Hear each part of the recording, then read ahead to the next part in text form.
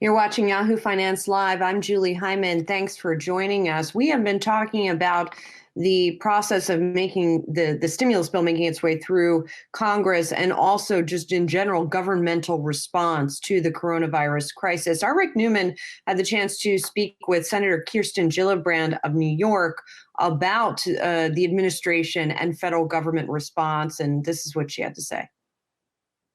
I think as president, he should have started calling hospitals saying, do you have these symptoms in patients? I would have gotten the test up and running in January, made it available to every hospital in America. I would never have limited labs' ability to create their own tests and get their own testing methods up and running. I would have never limited national labs' ability to do the research they need to do now to find a cure, a treatment, as well as a vaccine. Making everything go through the CDC was so wrong-headed and really harmed us in our ability to get the defenses up and running that we needed to. I think he should have implemented the Defense Production Act immediately. I think he should have asked manufacturers to start manufacturing ventilators, masks, gowns, and test kits immediately. He's squandered 3 months of time that he could have implemented in December if he was visionary and smart, but he wasn't. And now he's creating misinformation on television saying that we'll be all better by Easter. And that's going to confuse people, and they will have a sense of safety, and they will not socially distance from their neighbor and friends. They will start going back out. And I tell you, this will just last that much longer.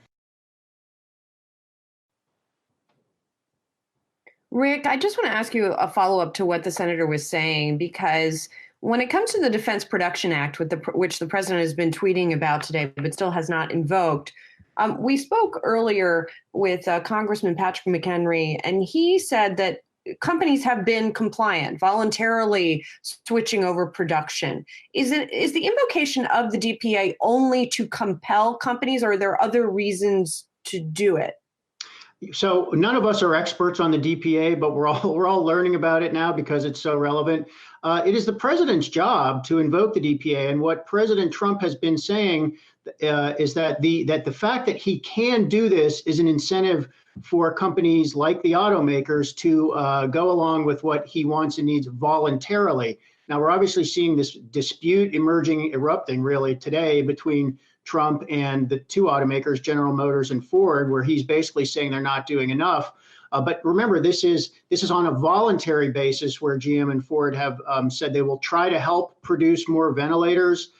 Trump is obviously reluctant to actually use the DPA to basically order companies to start producing goods that the nation needs in an emergency. Worth pointing out that under the DPA, the government would still pay these companies for whatever they're producing. And you might think that that would be a pretty good deal for companies like GM and Ford because they're not building anything else right now. I mean, they've basically idled all of their plants. And down the road, I mean, they're keeping workers on, but they're not going to do that indefinitely. So down the road, this could actually be work for some assembly line workers who might not otherwise have it. So the president took to Twitter this morning to complain that GM had promised one thing in terms of the amount of ventilators it was making and when, and that they weren't fulfilling that promise. Then there was a report from CNBC that GM says that the two sides are close to some kind of deal. The government and GM, that is, are close to a deal on making these ventilators. I mean, what do we make of this sort of back and forth haggling? It's confusing. Here's my read on it. There were some reports this morning that this deal for GM to produce ventilators is falling apart because Trump is unwilling to spend $1 billion that I guess it would apparently require. Now, $1 billion really seems like nothing, given that Congress is about to pass a $2 trillion stimulus bill, and there might even be money in that bill to cover this $1 billion. So Trump sort of began the blame game a little bit before noon today. He attacked Mary Barra, the General Motors CEO, specifically, saying GM can get nothing done. Just to remind everybody, General Motors does not ordinarily make ventilators.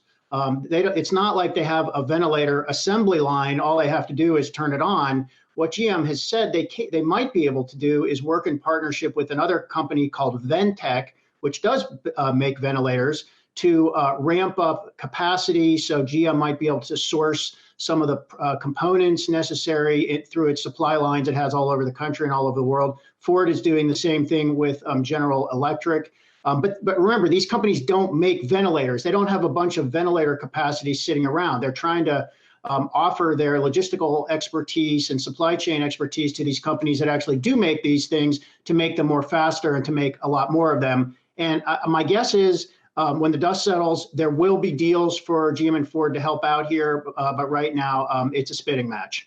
And Rick, just quickly, you reached out to General Motors, haven't gotten a comment back yet, but you did get a comment from Ford. What did they say about the matter? Yeah, GM hasn't said anything yet. Ford said, we're working as, I'm paraphrasing, I don't have it in front of me, but they said we're working as hard as we can with GE to get this stuff cranked up. They say they have provided thousands of face masks that Ford has been able to produce to first responders, and that they're doing everything they can. So they're basically saying, hey, cut us some slack here. Hey investors, Zach Guzman here. Are you interested in learning more about the markets and getting the latest financial news? Well, then click right here to subscribe to our Yahoo Finance YouTube channel. Get the latest up-to-the-minute market analysis, big interviews in the world of finance, and information on how to manage your money every day wherever you are.